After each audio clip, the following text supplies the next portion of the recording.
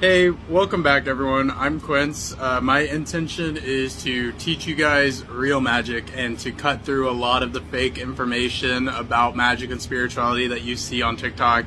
If you want to hear my introduction and just kind of about my motivations and my history with this, you can look at my first video. But let's dive right into the first subject, meditation. Meditation's kind of like a boring amateur thing to talk about, but there's a huge reason it's the first thing that we're talking about here.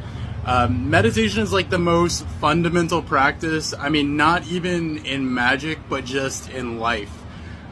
It's just huge. I mean, if you look up the benefits of meditation and just go from link to link to link, you will see that the benefits of meditation are basically endless. I mean, it just feels like an overall level up. That's originally why I got into meditation, was just to be happy, because it was just fucking awesome. I was like, wow, meditation does all this stuff. And I got into that way before I got into magic. I was going to prepare this and make it really polished and get the resources and the green screen and all that, but I'm just trying to look up stuff that I've found in the past and I can't find it. Maybe I learned it in YouTube videos or something like that. So I guess if you want to try to back up what I'm saying, you can do your own research. I'll talk about this in my mindset video, which might be the very next video that I do, is like what kind of mindset you want to have going into magic. But really, you should be doing research anyway. Honestly, it's kind of funny, but a huge part of doing magic is just being a huge nerd and doing tons of research and reading tons of books. So if you want to try to correlate this stuff, I mean, I highly encourage you to do your own research anyway, but I'm just going to tell you my experiences and what I've learned. So I do have a notebook here. I mean, I try to kind of prepare the thoughts, but it's going to be kind of, natural. The first thing that I want to talk about is, like I said, the benefits. One thing that I want to mention specifically is just that it physically changes your brain. And I think that's really kind of an insane notion. It's pretty, your brain obviously controls your whole experience. I mean, your brain is your experience of reality. So for that to physically change, I mean, that really caught my interest when I was younger. And I would think that would catch yours as well. You can look up what it does specifically, but I know for one, they found that in MRIs, it lights up the same part of your brain as prayer to meditate. So you kind of know, supported in science, that when you meditate, you're connecting with something bigger than you. First, one thing that bothers me is I used to bring up meditation with people and they're like, oh yeah, I totally do that. I'm at the beach and I just meditate. That's not meditation. Meditation is a very specific thing. Don't get me wrong, it's pretty easy, but at the same time, it is very specific. You have to know how to meditate. You can't just do something that for some reason you kind of generally label as meditation, like just laying at the beach or something. So let's talk about that specific process. It's very simple. So the way you meditate is you need to sit in an upright position. You don't want your back to be being supported by your chair or anything like that. I'll go into more detail on that in a second here. But you want to sit upright by your own force of will. And then you are going to focus on something. It doesn't actually matter what you focus on. I'm going to give you a few examples, 3 examples. But really, the basis of meditation is just that you have an anchor that you're focusing on. And whenever you realize that you are not focusing, that is when you return to your point of focus. And that whole process right there, those 3 things, just sitting up, focusing on something, and when you realize you're not focusing, coming back to your point of focus, that process is meditation. You're done, but there's a few details and nuances I want to go over and some common misconceptions. So let's talk about the sitting up thing first. You can technically meditate while standing or lying down or with your back against a chair, but I highly encourage you to take the traditional route of sitting up of your own force of will. And there's 2 reasons for this. The first one, and this is what I was trying to get a resource to back up, but I guess I learned it in a YouTube video and I just gave up. The first reason is that evolutionarily,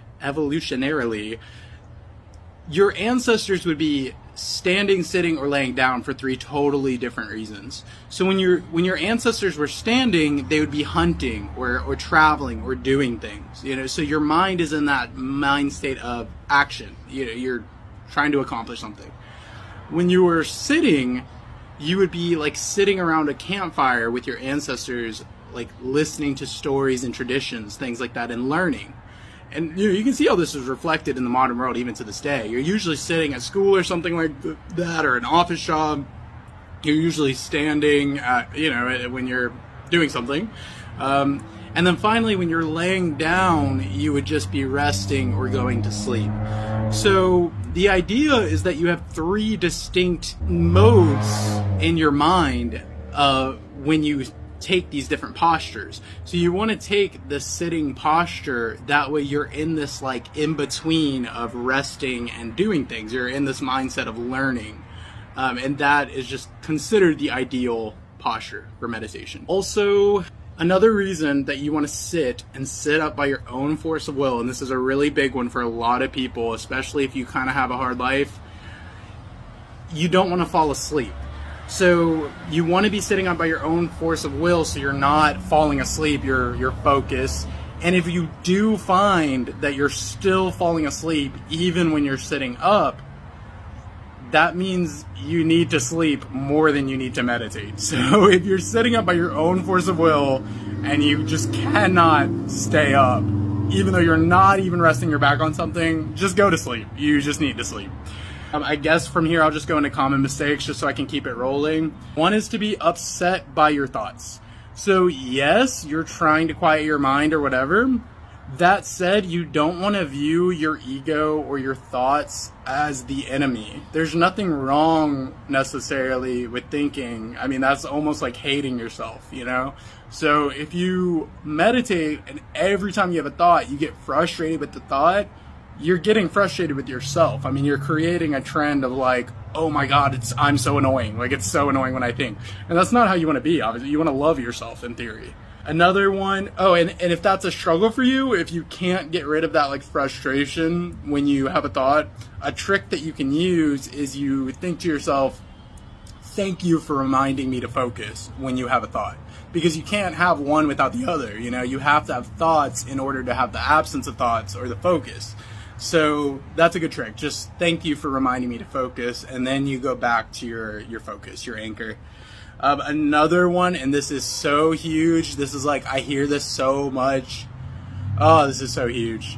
One of the biggest misconceptions is that like when you meditate, you are intending to focus the entire time, no lapses, or you failed at meditation. This is like the farthest thing from the truth. Meditation is a lifelong journey. I've been doing this for years, as I said in my introduction, and I'm still not at the level of like I don't ever sit down and meditate for 15 minutes. That's what I do, is like 15 minutes in the morning, uninterrupted by thoughts. I have thoughts. It gets less and less over the years, but my point is, don't quit meditating or think that you can't meditate because you didn't focus for like 20 minutes straight without thinking. Like, that's ridiculous. It's a lifelong journey. I mean, it's literally your whole life you're going to be progressing in meditation. I really don't think that there's a limit even. I mean, I think even once you do get to the point of 100% focus, because I do kind of get in that sometime of like having 100% focus, I think even then you can always kind of like intensify your focus and build up more. I just think there's always a progression. I don't think there's ever a point where you're done meditating, like you've accomplished the goal of meditation. The other part I wanted to say is trying to meditate is a successful meditation. That's what these people don't get. You're flexing that muscle. You're doing a repetition almost of trying to focus. So that's what these people don't understand. Like, even if you have like the worst ADHD ever, or whatever, like your mind goes crazy, it's so hard for you to focus, you think a million miles a minute, even if you sit down for meditation with a mindset like that and you meditate for 20 minutes, and that whole 20 minutes you're just thinking, like you're just thinking, you don't focus at all. But at the very end, you catch yourself one time, like you only realize you're not focusing one time. That's still a successful meditation. That was a fantastic meditation. You did the thing. I mean, you did it. Another common mistake, and this one's kind of a weird one, is to expect results. I mean this on two different levels. The first level of like expecting results and how that can be a common misconception. You just don't really want to like want anything when you're meditating. You don't want to try to experience anything. I mean, you should literally just have no expectations of what you're doing at all. You just do it just to do it. You just focus on what's already there. Like you just shouldn't be expecting anything to happen. Like nothing's gonna happen. I mean, don't get me wrong, sometimes things happen, but just don't expect it. It's as simple as brushing your teeth. There's nothing special about it. You know, you're not gonna, just nothing crazy is gonna happen, and you can't have like this egoic desire for some kind of result. I don't know why it works that way, but I mean, if you look into it, monks commonly report this, that you have to do it with no expectations or you just won't get anything out of it. And then the second level of expecting results and how that can be a common misconception or mistake, meditation takes months or even years to see results. I'd say more months, but it takes like years to see like significant results. So it's something you have to do for a long time to get a result. So, I mean, if you meditate for a week or even once or whatever, and it doesn't really do anything for you, again, it's a lifelong journey. It's not going to do anything for you one time at all. And a great trick to actually circumvent that and actually see results, and this is a great tool in magic in general, before you start meditating, just kind of sit there and take account of how you feel. And from there, meditate, and then after that, take account of how you feel once again. If you do that, I do think that you will see immediately that you feel better. And then I was just going to talk about a couple different types of meditation, even though this part's pretty self-explanatory, I guess. Probably the most common, and what I would recommend the most, is just to focus on your breathing, or focus on your body and your bodily sensations. Kind of like that trick when you have anxiety where like 5 things you can touch, 4 things you can see or whatever, you know, basically that. You just sit with literally like how your body feels, the chair, the room you're in, the sounds, and just kind of refocus on physical reality whenever you realize that you're not focusing on just basic sensations. Or your breath, you just focus on your breathing, and when you realize you're not focusing on your breathing, you bring it back to your breathing. And then you could also do a more interesting one, chakra meditations. I'll probably do a video on chakras, but when you meditate on chakras, you're going to want to start on the lowest chakras, maybe even for years or months. Focusing on the higher ones can cause problems, supposedly. So if you're going to do chakra meditation just based on me saying this, start at the bottom. But chakra meditation, you would visualize the chakra and the color of the chakra and the location, and you would just focus on that, focus on making it feel good, a nice vivid color, a nice good feeling. Visualize and imagine that chakra being good and stronger and better. And same thing with that. Whenever you're distracted, you're thinking, you're not focusing on the chakra, you just bring it back to the chakra. Let's see. And then another type I was just going to throw out there is guided meditations. Personally, I would not use guided meditations as your full practice of meditation, because a guided meditation is more like a hypnotism, really. It's not you just sitting with yourself. It's you following the path of someone else. So I would more use guided meditations occasionally or in addition to regular meditation. Guided meditations can be very, very cool. They can take you down some really interesting paths in your subconscious and make big changes in your subconscious. But like I said, I just wanted to throw that out there, that I would not do guided meditations as your main meditation practice. I would make sure you're doing something of just yourself as well. Another thing that can stop people from meditation is emotional release. And you can Google what an emotional release is.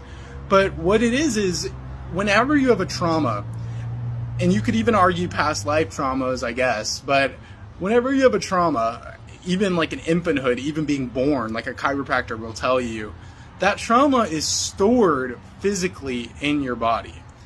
So when you meditate, somehow you create this sacred space to heal and release those emotions and traumas.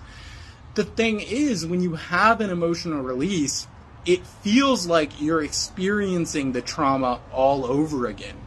So what'll happen to people is they start meditating for the first time ever even, and they just immediately are fucking terrified. Like, they don't even know why, but they're shook out of their skin by this massive anxiety or something that comes up. And the thing is that if you don't know this, you would interpret that as negative. But in reality, what's happening is very positive. You're actually releasing and healing that trauma, not experiencing it again. So throughout your path of meditation and spirituality, when you have these terrible emotions, think of it as releasing and healing. And even if that's not true, I mean, it is true. But even if that's not true, think it anyway, because it's just a good, positive thing to think, you know? Like, if you have a bad thought you don't like, just think to yourself, like, oh, I'm just releasing that thought. Like, just for the hell of it, just think that, you know? Just a quick recap. Meditation is a specific thing. You can't just lay around. You want to have a good body position, preferably sitting upright. Let me throw this out there during that recap. You can do the other types of meditation, like laying down or standing. I would not make it part of your main practice. I would do it traditionally, normally, and then when you feel like having fun with it, you could do standing or laying down to see something different. I typically tend to lay down if I'm doing something very astral, because then I almost do want to be more in like a sleep state. That way I can have more of like a dreamy experience. So recapping: body position, sitting up traditionally, focus on your anchor, whatever that is. And then whenever you have a thought, any type of lapse of focus, you just refocus. And that's the whole process of meditation. And then basic mistakes are being upset by your thoughts, expecting full focus. I didn't go over this one. Okay. So another common misconception is changing things by focusing on them. This is kind of a hard one, but it's a very, very useful skill. Honestly, not even so much for meditation, even though it is good to know in meditation. It's also just a really useful skill with magic. I mean, an extremely useful one with magic.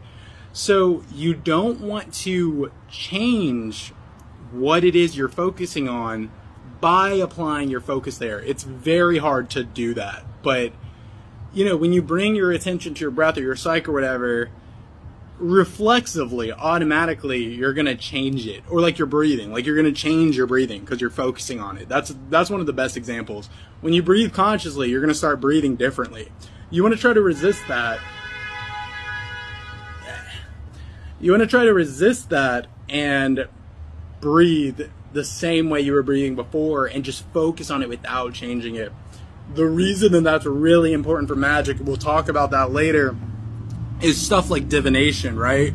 If you're trying to divine something, if you're trying to figure out an answer that you would have no way of knowing without the help of like the spirit realm, you can't put your own bias into what you're trying to divine. So that's why it's really good to practice not changing what you're focusing on. You want to observe what's already there. And you can take a very curious, explorative mindset. That really helps with doing that. You want to be like an explorer. Like, oh, let me find out what's down here. Let's see what's going on down here. So, yeah, that's really good to know. Great misconception. Continue with the recap. Changing things by focusing. You don't want to do that. You want to observe what's already there. Meditation takes months to see results. It's a lifelong journey. Noticing how you feel before and after is a great practice. So now that I've gone over the basics, let me talk about kind of my opinions and more feelings and beliefs. Things that are not as quantifiable or provable that you could find on the internet. Oh, actually, there's one more thing. So this is another part of meditation, which is like, why should you meditate? There's three major reasons that I think are worth mentioning, even beyond you looking up the benefits yourself. So let's start with the one about magic, since that's the point of this channel. If you guys have watched Welcome to Night Vale, I'm sorry, if you've watched Midnight Gospel, then you already know this because of the fishbowl episode. The reason that meditation is so important when it comes to doing magic is because your focus, your energy, your intention is the fuel source for your magic. So an untrained mind, you're essentially leaking your intention and energy all over the place. You know, like you're trying to do this spell to, let's say, I don't know, find a quarter on the ground when you go to work, right? So you're trying to do this spell to find a quarter, but while you're trying to charge that up, you're thinking about other stuff. You're leaking that energy that you could have been focusing into your intention. So that's why it's really important with magic. Another benefit, and this is beneficial to everyone, not just magic, but it is big in magic too, is meditation is going to unveil your subconscious. And it's kind of hard to explain. You kind of have to take experts' word on it. I mean, I don't really feel like it's something that you consciously feel. It's not like you have like a bubble in your mind labeled subconscious that like pops or, you know what I mean? Like it's very hard to explain, but it does unveil your subconscious mind. And what that'll do for you is it'll release traumas and patterns that are in your subconscious. And the way I think about it is, you think that these traumas and etc., like you wouldn't think about them affecting you, but essentially they are, I guess. You know, they're just sitting in your subconscious, and they're ever so subtly poisoning or changing the way you feel or act or your energy. So you want to like dredge those things out of your subconscious. Also, I'm going to give y'all a little portal into the future. If you really take this up seriously, you will find that there are things that are kind of scary in your subconscious, like energetic cords, implants. I don't want to go into too much detail, freak anybody out, but I have definitely found that there are invisible things in this world that are affecting all of us, positive and negative. You know, like your spirit guides or gods or things like that. Those things take place in your subconscious. That's why it's more accessible when you're dreaming. So even in the waking world, there are invisible things in your subconscious, like spirit guides and gods, and the negative entities that are pulling your strings ever so subtly, trying to get you to turn left or right. And then this is more of a traditional meditation thing rather than a magic thing. But meditation will also reveal the separation of you and your thoughts. You'll start to realize that you are not your thoughts at all, really. I found that my thoughts are actually quite patterned and repetitive and kind of boring to me. Like, they just kind of think the same things all the time. You know, like stuff like, you gotta be kidding me, when like a bad thing comes up, or like when I was more traumatized, you know, like before I've done this work, like I would think of something embarrassing and my first thought every time is like, I want to kill myself, you know? So like, it kind of reveals to you that that's not you. Like the words and images in your mind, they're more a product of you than they are you. You are the observer of those thoughts, the thing that can interpret and see those thoughts and respond to them. You're not the thoughts themselves.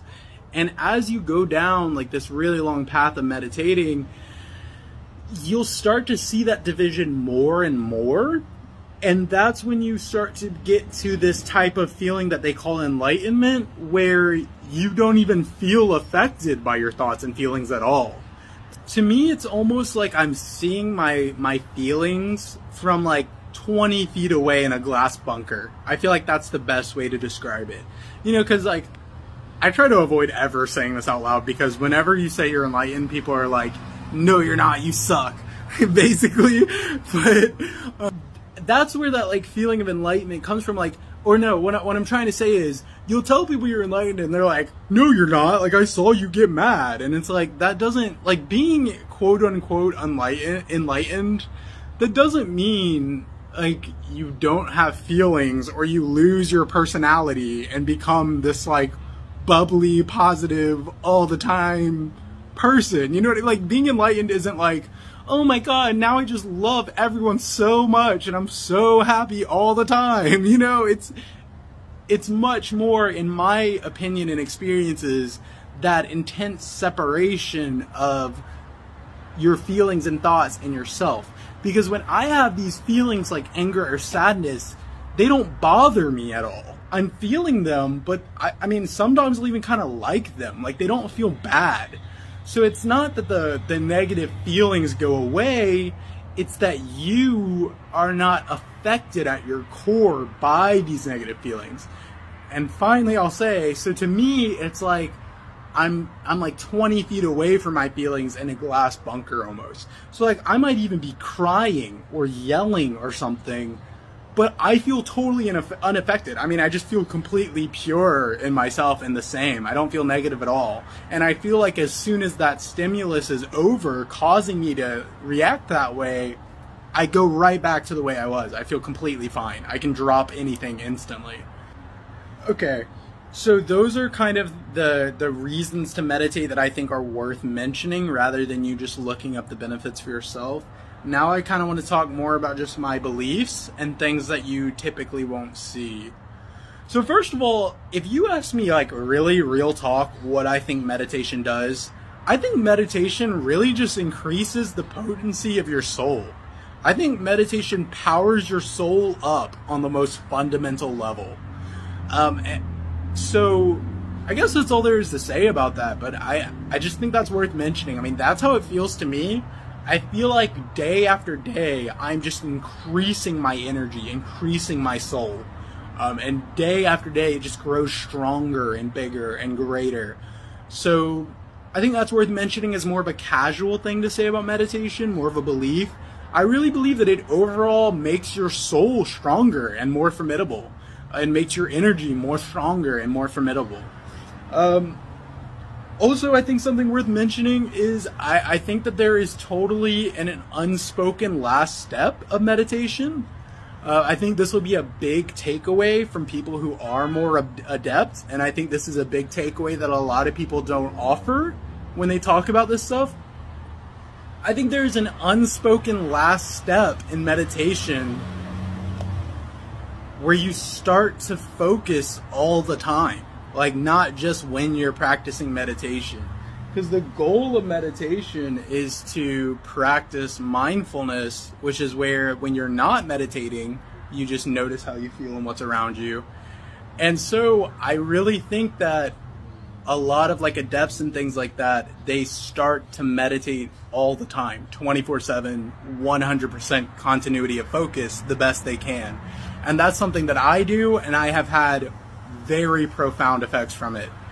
So that's something I would recommend that a lot of people don't recommend. Maybe not at first, but if you're years down this path, if you've been doing this for a long time, or you just want to get into this path, I would really start meditating, focusing 24/7, trying to just be in your body all the time.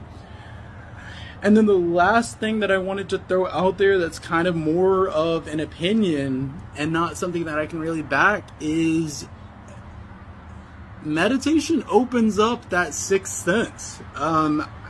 If you want to be able to see spirits, communicate with spirits, or just sense things, or have prophetic dreams or visions, things like that, meditation's what gets you there. It just is. I mean, there's no way, like, science doesn't even acknowledge this stuff, so how am I going to find a source that tells you that? You know what I mean? I'm never going to pull up a science article that says meditation lets you see spirits, but it's true. If you do this for years and years and years, your psychic senses will start to open up, and you will start to see more than just the physical reality. That said, make sure you're really good with physical reality first. We'll go into that in more detail later. You don't want to aim for that, really, you don't want to seek out stuff like that, because then you might get into, like, psychosis. On that line of thought, as far as meditation opening up your sixth senses. And this gives like a little bit of more history about me. I was originally Christian, and then I didn't like a lot of the beliefs of Christianity, and I found out I was gay. So from there, like so many do, I totally fled from Christianity to atheism. Found out I was gay. So from there, like so many do, I totally fled from Christianity to atheism. So I've been that person who is totally all about science and logic. So I guess what I'm trying to say is, like, one, don't take me lightly when I say that type of thing, that you can see spirits and stuff like that.